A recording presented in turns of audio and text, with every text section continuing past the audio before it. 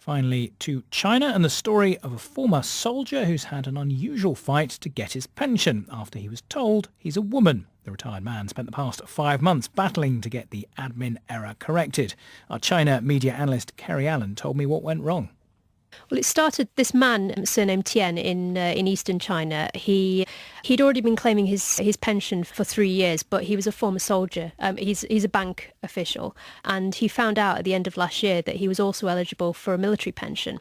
So he went to his local social security bureau to apply for this and asked for the paperwork, and was told that he was a woman.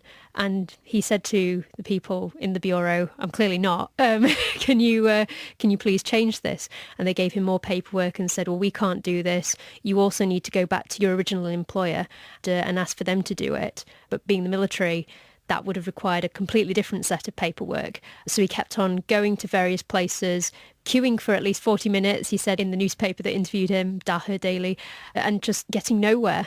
So the error was introduced, at birth or when he joined the military, or when?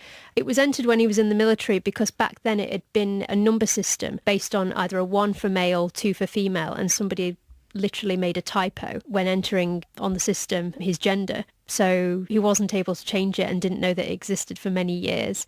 But yes, struggled to get it corrected, even though it was quite clear to everybody in the bureau that he was a man. And the fact that he was classed as a woman meant he couldn't get that military pension? No, he couldn't, no. So for 5 months he was just going back and forth trying to sort out the paperwork, and was being told, no, you need to get more paperwork. You need to go and visit your original employer and get this corrected from them. And I expect this has generated quite a lot of comment online. It has, yes. It's generated a lot of amusement. And this isn't the first time that something like this has happened. A few years ago, there was an incident where someone had made this same mistake on a child's birth certificate, and they'd found out that they had problems getting it changed. And instead, the parents were told that they needed to get a paternity and maternity test to prove that the child was theirs.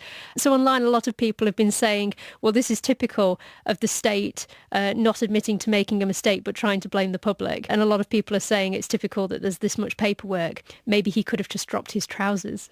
And is this man still classed as a woman? He's not, no. He's classed as a man now, and he's managed to get his pension. And he didn't have to drop his trousers. Our China media analyst, Kerry Allen.